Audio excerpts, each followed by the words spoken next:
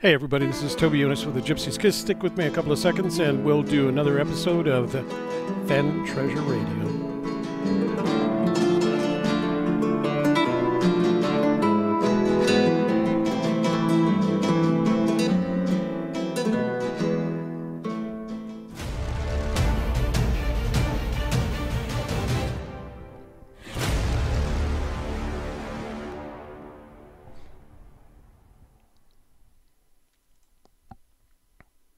Hey, thanks for joining me tonight. Hey, that's not a very nice way. Hey, hello everybody. Thanks for joining me tonight. We're going to do some Fenn Treasure Radio stuff as long as we get some company and maybe even get some questions asked and answered. Oh, although I do have a couple of questions already on the phone. The smart line. So the smart line is open, so if you want to call in and, well, you can send a text. If that's all you want to do, you can, well, at this point you can't leave a voicemail. Let me set it up so that the actual phone line opens up here. And that would be 866-597-9901. 866-597-9901. You can call in, and yes, the chat lines are open and we can talk. But if you don't want to talk, send a text. I'll read it with questions. So tonight, I have a couple of questions that I have to answer, leading, of course, to some more conversations about Fenn and who he is and what he is and all the stuff that we talk about. But before I do that, I want to spend a couple of minutes talking about a couple of polls that I ran. And one was the poll that I ran on the community page of AGK's YouTube channel, and another was a poll that I ran way back when I was taking applications for people coming who wanted to be part of our campaign for It's All About You interviews, and I've got that data and so polls basically, and we talked about this last Tuesday. Polls are basically a form of crowdsourcing, right? Looking at a crowd, polling them and having them express their opinions.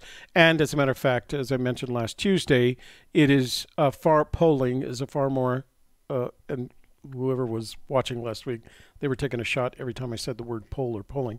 But polling is one of the most successful of the branches of crowdsourcing that has taken place because it consistently proves itself correct. Except, of course, in a couple of elections where it bit us in the butt. But I had taken a couple of polls relating to where anyone thought that Fenn hid the treasure. And these polls indicate the same thing. And not that it's supposed to convince you. I mean, if you're here tonight, there's a very good chance that you're an already, a long-time searcher, long time being a year or more. That you're a searcher and that you already have a good sense of where you believe the treasure to be hidden. So this isn't meant to convince your mind. It's meant to use as an example, and I'll explain why it's meant to be used as an example. But let me do some housekeeping first. Below this video, you'll get the opportunity to like or dislike this video. We'd appreciate it if you'd like our video. YouTube likes it when you do.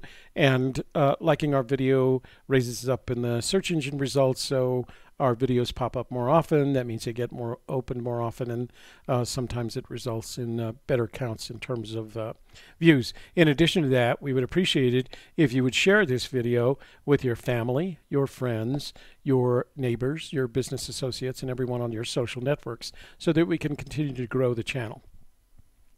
And then lastly, if you're not already a subscriber, this would be a good time to click on that subscribe button, or as like they say in the vernacular, smash down on that subscribe button.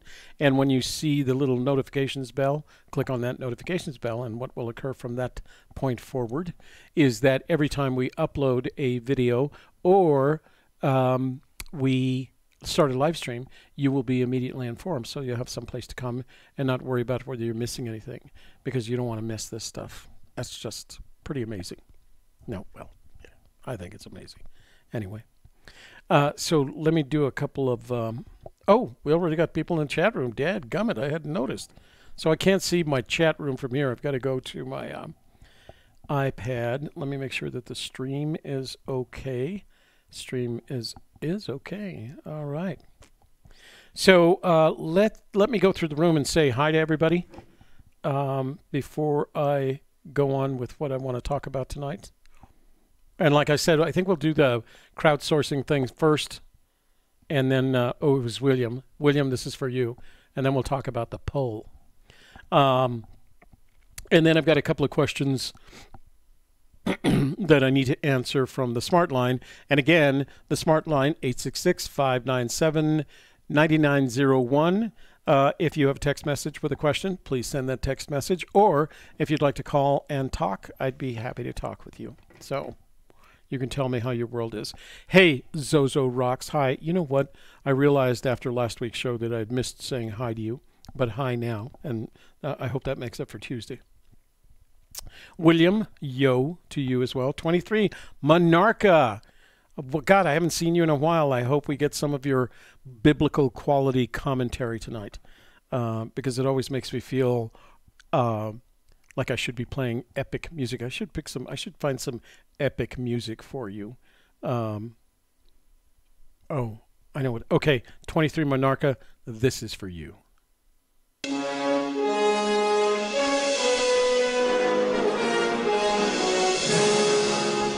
Yeah, that is 23 Monarcha's music because he is of epic and biblical proportions when he speaks.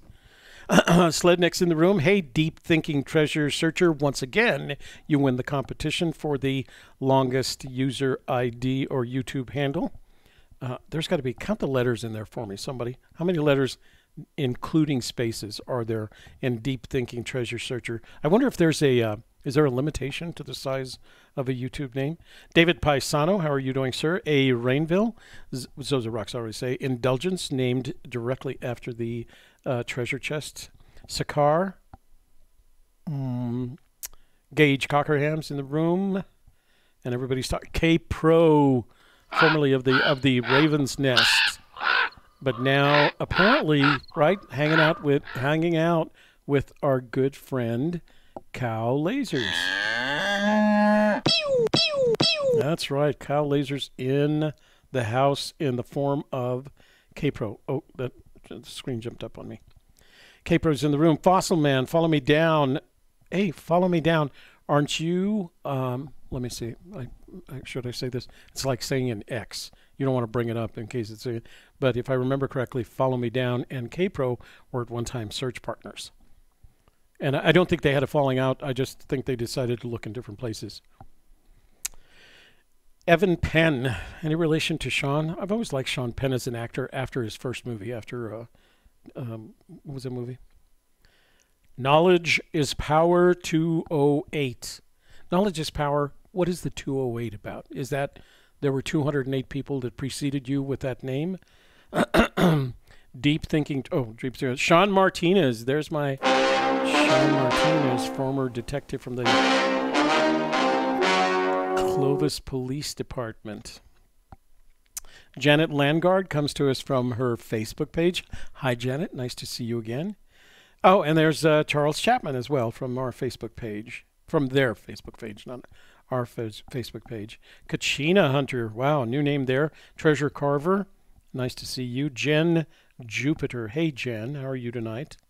David Chartrand. Is it Chartrand or Chartrand? It's pronounced like the French. Let's see. Is that a... Wait. 23 Monarcha said something. Did I miss him? Mitzi Moore TV. Had to go to that alternate name. Huh? Yeah, I'm going to say hi. Okay, that's good. Are you going to behave yourself tonight? That's my question. I know you will. Here we go. 23 Monarcha's first epic biblical statement.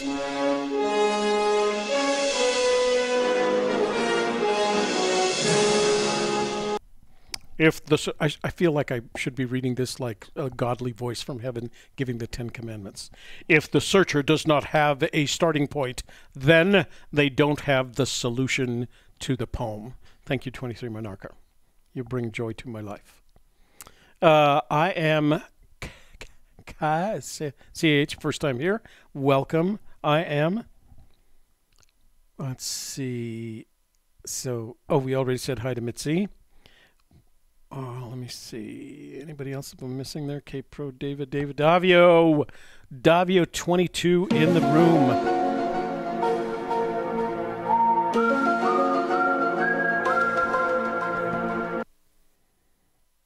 Okay. All right. Kyle's back to physical labor of doing the maps thing, huh? Poor K Pro, man. She just put Kyle Lazarus to work, huh? Yeah. Okay. All right. I'll keep an eye out for 23 Mark Benarca in case we have any more biblical size statements. So what I wanted to share with you guys before we got into Q&A and any new text messages, remember, you can text me with a question at 866-597-9901, and I'll read your question on the air, and I'll do my best to answer it. We're going 1 hour tonight till 10 o'clock Mountain Standard Time. So I'll try to get as many of those in as I can. So the point that I wanted to make, William, I'm going to say pull a couple of times here, so have some shots ready. So I'm going to switch over to my desktop so that you can see it. And this is the new, in case you guys hadn't noticed, this is the new YouTube community page. Some channels have it. Again, YouTube rolls it out, and it has its own pace. I'm not sure exactly how they make the decision, how they're going to roll out this stuff one way or the other. But they rolled it out to us a couple of weeks ago, and so we've been adding to it. And what's cool about it is it's the equivalent of kind of a Gypsy's Kiss related blog. We can post text on there, we can post images, we can post videos, and then you can comment on them, which is kind of cool. And this is something that I was hoping they had done. I actually made this recommendation about a year ago when they started talking about getting rid of what they called the discussion page. And the discussion page just wasn't very good. It wasn't, it was like comments page outside the comments. This is far more cool because we can do other things with it. Anyway, you can see some of the things that I posted recently. Now, some of this stuff is I'm interested in, but one of the things that I'm really interested in that I've already ordered, it won't be delivered until after December 15th, is the new Osmo Pocket. For those of you that don't know what it is, it's a product produced by DJI. DJI produces the drone that I own, as well as other drones, and they produce a 3-axis handheld gimbal called the Osmo. But the Osmo, I had it sitting up here because we used it day before yesterday. The Osmo is about that big, and it probably weighs, I don't know, with battery, 2.5 to 3 pounds. That's the Osmo Pocket. It's more capable, shoots 4K, more reliable, internal power that is good for 3 hours, etc., etc. And it's that size. It's literally handheld. You can check it out, Osmo Pocket. Everybody who was anybody in the DJI world already had their, DJI had shipped them to them so they could make their YouTube videos with them. So there's a lot of videos. I happen to like this guy, iPhone. He's an American. He lives in Los Angeles because he spends time up at what's that observatory up there? It starts with an H. Hayward Observatory? I can't remember. But he's always doing a lot of imagery up there. Anyway, he's got kind of a Russian accent, but he's an American, and he's just really sharp and funny to watch, and his reviews are great. Anyway, that has nothing to do with Fenn. But yesterday we were out at the National Museum of Nuclear Science and History. Damned nice museum. We did a vlog shoot there, and we're going to release that vlog next Wednesday night at 7 p.m. Shelley and I was also out at the Very Large Array. But here's where I wanted to get to, and I'm sorry it took me so long to get there. This was a poll, which is one of the options that we have in YouTube community, that I put out. And just to see where people, and the point that I'm trying to make here is that polling, William, is a form of crowdsourcing. And so what I thought I'd do is I'd crowdsource where everybody thought the Fenn treasure was. Now this particular poll was slightly different from anything that I've done in the past, in that this time I extrapolated Yellowstone National Park. So as you can see the results, Yellowstone National Park got 10%, Montana 28%, Wyoming 18%. And when I had Montana and Wyoming, I excluded I made it Montana exclusive of, not Yellowstone National Park, and Wyoming exclusive of Yellowstone National Park. Colorado, our poor Colorado redheaded stepchild, pobrecitos. Just nobody believes it there, except I think Man Alone thinks it there, and IIWI, can't remember what his channel said. I think he kind of thinks it's in Colorado. But again, New Mexico finishes at the top with 36%. The point that I'm trying to make with all this is that if I was a searcher that was new to the community, and a lot of it have come in since the Fenn, the Huffington Post article, that Christy Angelo's article that appeared last week, early last week.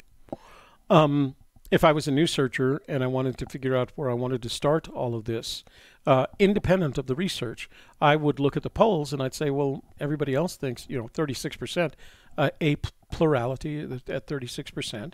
It's over a third of the subjects who decided to vote think it's in New Mexico, so that's as good a place as any for me to start.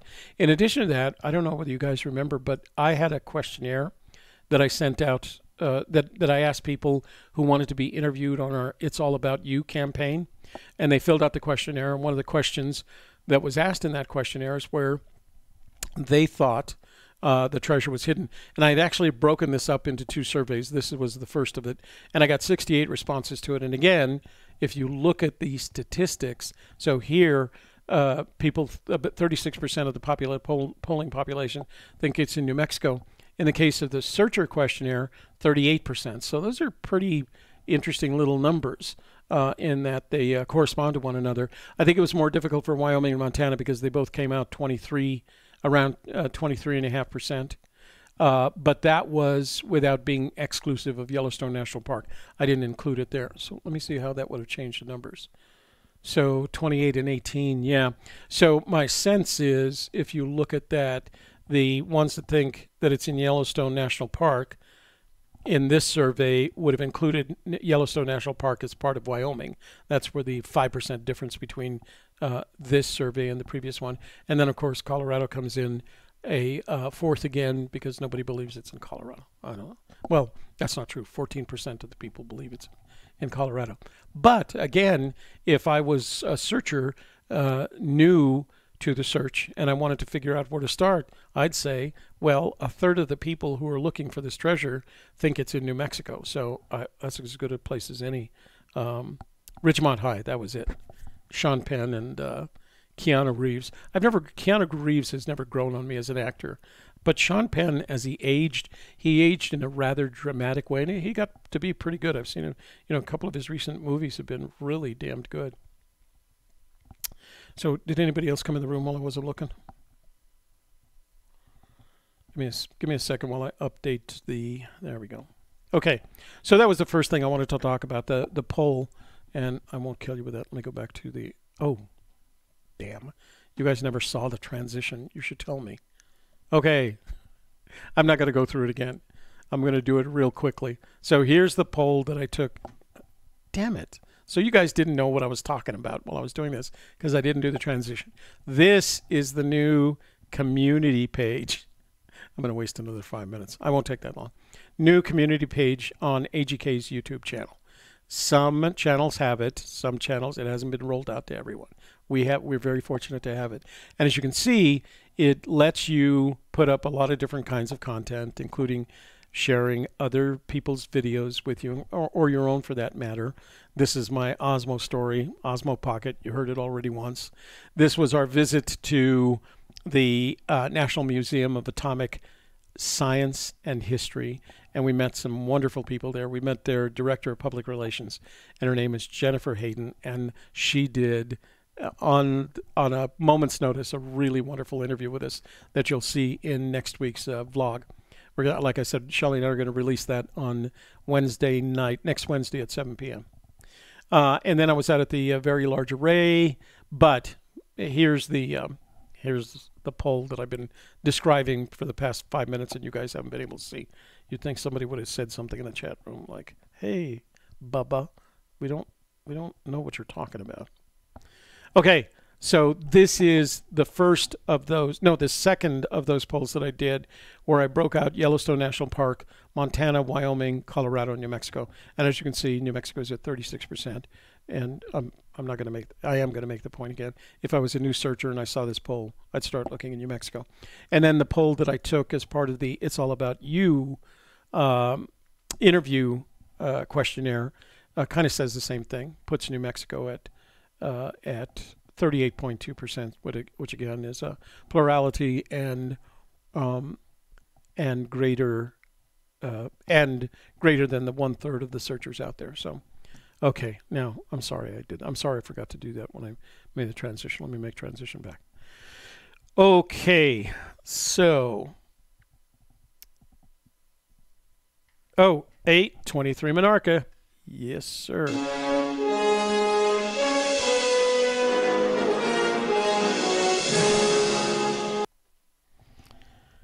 Why follow ourselves if we do not know where it is? Epic and biblical. Okay, let me go through some of these questions that I got today.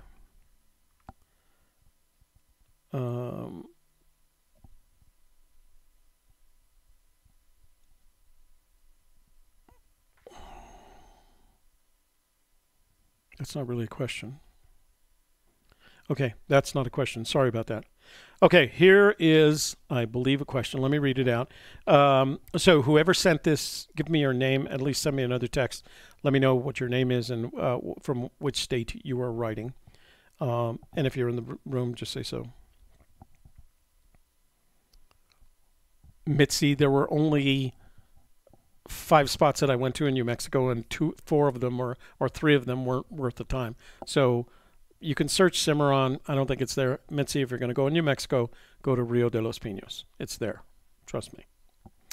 So this is the question from the gentleman who didn't give me a name. So he says, the solution appears to be the result of identifying geographical references and framing them in such a way as to point to a specific treasure spot. There are a number of possible geo-reference points. How many are needed for the solve? How do you think they should be framed to identify the treasure? Oh, interesting. Okay, so I suppose it depends upon how you define a geographical. He said geographical rather than geological. So in my opinion, all 9 clues have a geographical reference. Some of the clues are likely to have a geological reference. And the reason I want to make that distinction is because some of them are required to have some form of longevity. And let me give you one example that is geographical but not geological. If you look at our definition, I'm not going to push this on anybody. As I said, this is our opinion of where warm waters halt. It is not geological. It's the state line where the state line crosses the Rio de los Pinos.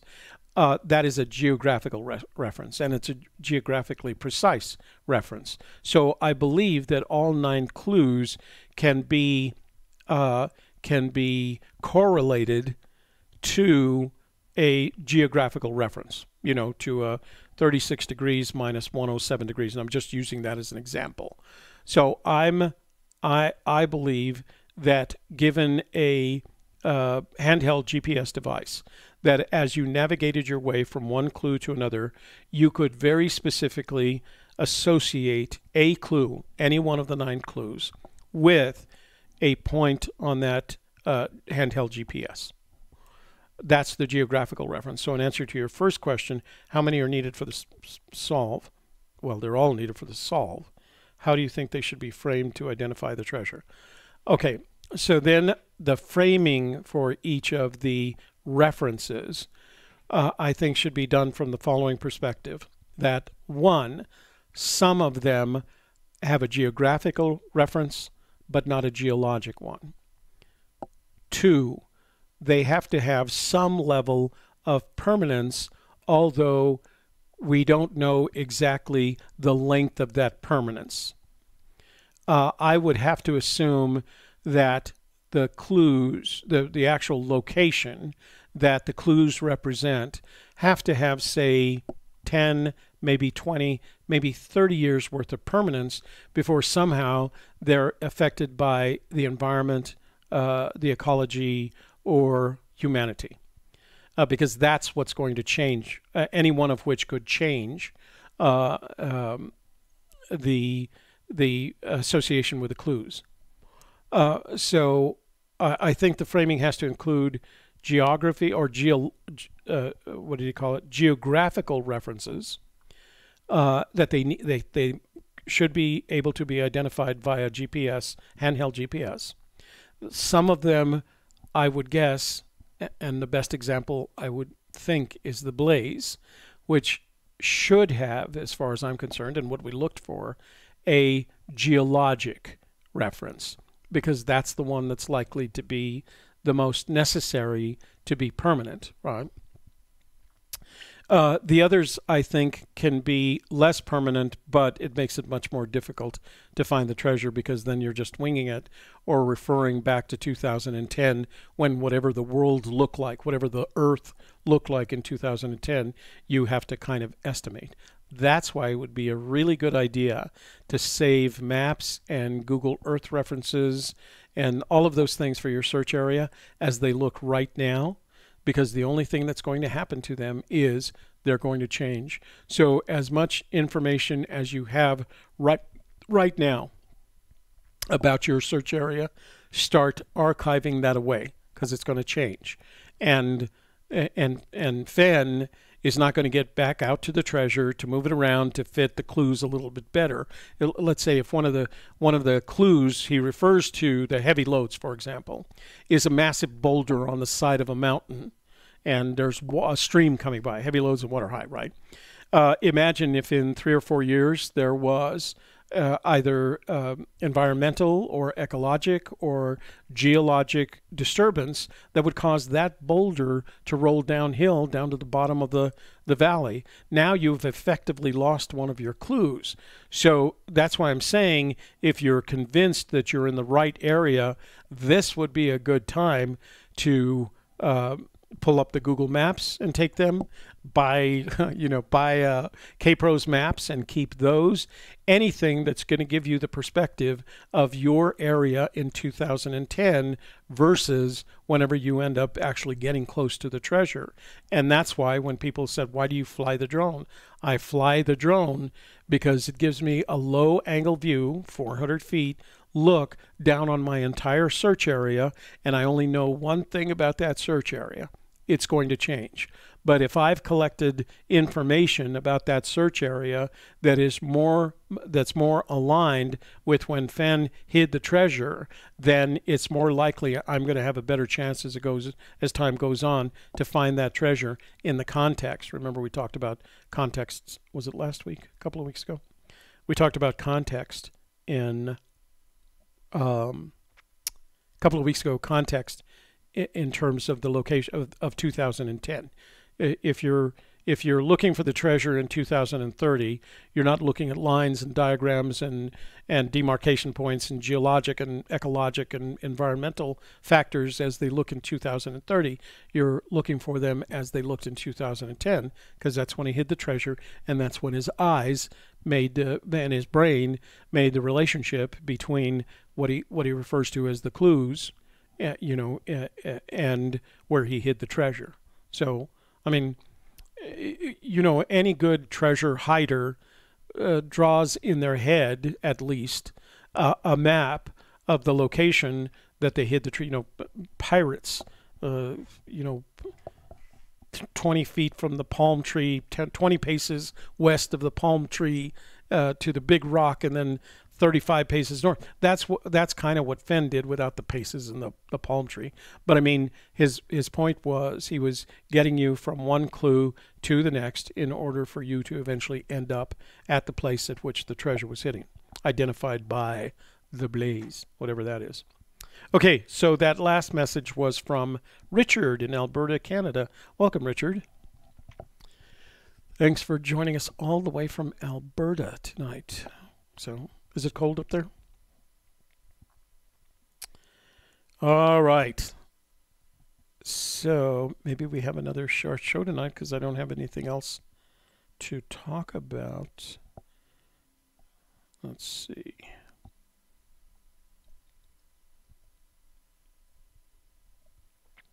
Okay, so I believe that's it for tonight, guys. Unless you have a quick question that you want to ask via the 866 number.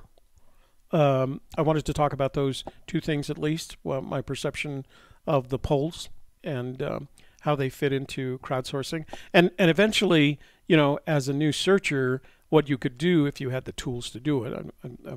They're difficult. You have to have a reason to do this, and in having a reason, then you have to make certain investments. But if you were a new searcher and you started running polls about where people thought it was, whether it was hidden or buried, what the blaze looks like, you know, whether blaze has geologic or not, et cetera, you could start developing your own perception based on that, the results of that polling effort that would at least give you a head start on where to look and what to look for. So I'm a big fan of polls. I came from that. World. I mean, back in the old days. Okay, so I don't see any other questions on the phone. I'm not getting any calls. So thank you for joining me tonight. I really appreciate you guys being here. I will be back next Tuesday at 9 p.m. Mountain Time. Shelly and I will be on with something completely different. So we're adding a vlog element, a travel vlog element to AGK. We were thinking about setting up an actual brand new YouTube channel to do it. But one of the things that we missed about not looking for the treasure, and actually one of the things that we missed by looking for the treasure, is that our travel was restricted, right? Our travel was restricted to the areas in which we thought the treasure resided. And we both like traveling. Her husband, Kevin, likes traveling, and that's why we do a lot of it together. But what we decided is that we want to continue traveling, and we needed an excuse. So the excuse is we're going to start doing travel vlogs of the places that we visit. And we're going to start around Albuquerque, which in New Mexico in and of itself, we could keep busy with New Mexico for the next 52 weeks, just based on some of the places that New Mexico has. But we're going to start with Albuquerque, and then from Albuquerque, we're going to move further out, progressively further out. Over the winter months, we're going to go south to some of the warmer things down there. It turns out that like White Sands National Park or National Monument allows people to camp overnight during the full moon to get the effect of what it's like to be in White Sands during the full moon, et cetera, et cetera. So that's going to be in the warmer months. We're going to go see Carlsbad Caverns. Literally, we were going through a list of possibilities, and we could keep busy in New Mexico for the next year. Just with doing it once a week. So we're going to do that, and we're going to add that to this channel. We decided it wasn't worth it for us to add it to start another channel, although I did get the user ID for it. But we're going to do that on Wednesday nights, and the way we're going to handle it is we're going to make a video, and then we'll introduce the video to you on Wednesday nights at 7 p.m., and then we'll put it up there, and we'll put it up on our Video Tarot channel as well. So because Video Tarot, we're also keeping busy making videos, training videos for a website called Udemy. I don't know if you saw, I don't know, a couple of weeks ago, it's been longer than that. It's been about a month. We had a visit from Louise Croft. She was in Santa Fe. She got a chance to meet with Forrest, but we had dinner with them, and she does pretty well for herself with her Udemy courses, and so she inspired us and sent us a couple of helpful courses for us to start doing that. So we're going to start doing Udemy courses pretty much on the technology that we use here and marketing, digital marketing, and the things that you guys don't see, that the skills that we have that are different from the ones that we present here. So if you have any reason to visit Udemy, eventually you can look up our courses. So I've got his special place would not require him to map. Let's see.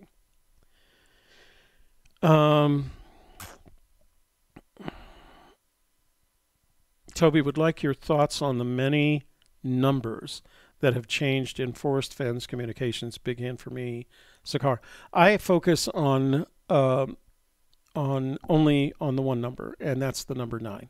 9 clues, 9 sentences. You know, you can spend a lot of time with the other numbers, but we've been at this now for 8 years, and people have looked at all the numbers in a variety of ways. You know, the numbers that they find in the chapter "My War for Me," referring to his flight paths, etc., etc. I have never seen anything credible that's come out of the analysis of any of those numbers.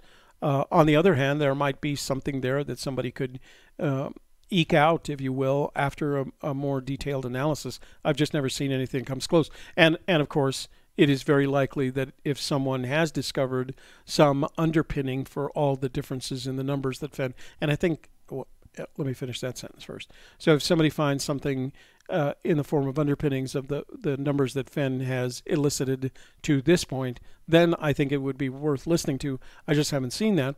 The other thing is, Fenn has never been consistent. Fenn's, when he talks about numbers, there's a couple of numbers that I've heard more than once. 50 is one of them. It shows up several times, but I don't know what you do with that. There are no latitudes and longitudes in the search area that would have anything to do with 50.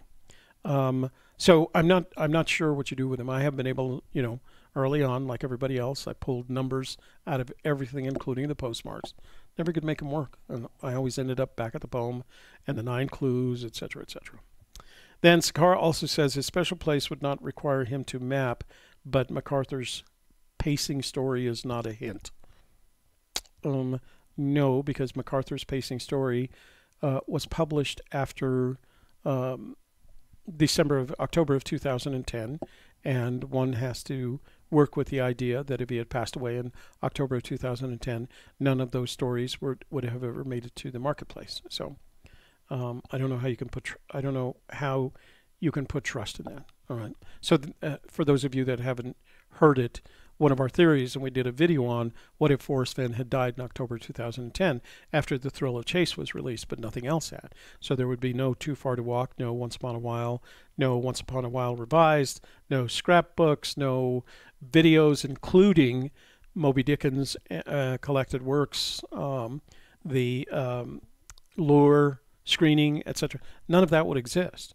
You'd have the book, and you'd have the poem, and everything else. I refer to it as counterintelligence. I know that offends somebody, but it's a distraction. I don't know whether they were intended to be distractions. I think part of the intent was to promote Fenn, and as a result promote the treasure hunt, because when you're promoting Fenn, you're promoting the treasure hunt. That's the only reason. I mean, he's no longer, he is an author, of course, but he's no longer excavating San Lazaro. He's no longer managing one of the biggest galleries in Santa Fe. So the only reason he has to do any kind of promotion is the treasure. And a lot of times that can be chaff. That can be things to distract you from what's important. And what's important is anything that occurred before, let's say, October of 2010. After that, it falls apart pretty dang quickly. Okay. All right. To the 78 of you that joined me tonight, thank you very much. I had a great time. I hope you found it entertaining, at least, maybe even educational and informative. Joker, is there anyone who can speak Korean? Wow. I certainly can't. I know a couple of words like kimchi. That's about the only word I know in Korean. I didn't spend any time in Korea. Somebody else, Jason Dent spent a lot of time in Korea, so maybe he knows a little bit of Korean. Okay, so we're at 9:40. No more questions, no more calls. Apparently, you guys don't want to talk to me. I don't mean that. I know that if we got the chance, we could talk. So I'm going to let us go. We will see you again next Tuesday night at 9 p.m. Mountain Standard Time with another episode of Fenn Radio. Let me get my outro ready here. And let's do some Pink Flamingo.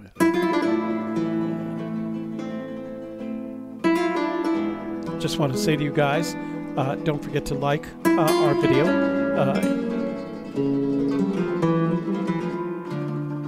Also share it with your family, friends, neighbors, business associates, and social networks. And if you're not already a subscriber, this would be a good time to click that subscribe button and join the 3,700 or so other Gypsy's Kids subscribers that take a look at our content and seem to enjoy it. Okay? So until next week, I will see you on Tuesday. Shelley will be with me on Wednesday, and then we'll be back with Fenn Radio on Thursday. Until then, have a good evening, have a good Friday, have a good weekend, and be safe.